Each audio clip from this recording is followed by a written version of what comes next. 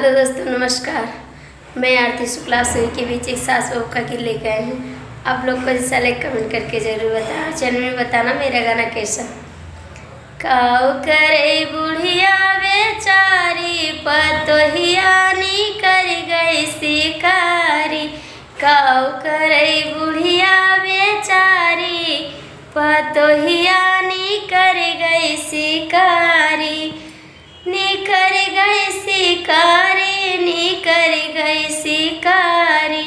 काऊ करे बुढ़िया बेचारी, पतोहियानी कर गई शिकारी।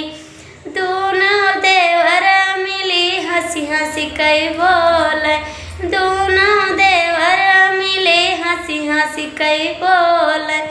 टोला मुहला दिए गारी, पतोहियानी कर गई शिकारी।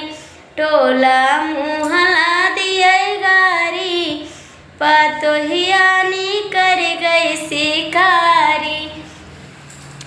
काऊ करे बुढ़िया बेचारी, पतोहियानी कर गई शिकारी।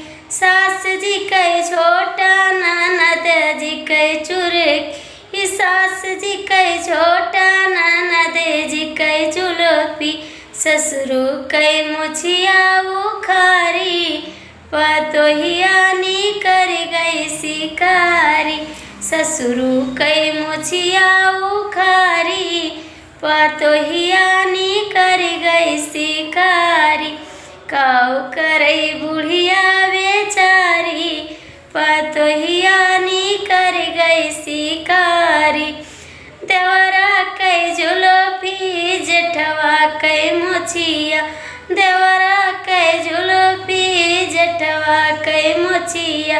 जेठनी कई हालत बिगाड़ी, पतोहियानी कर गई शिकारी।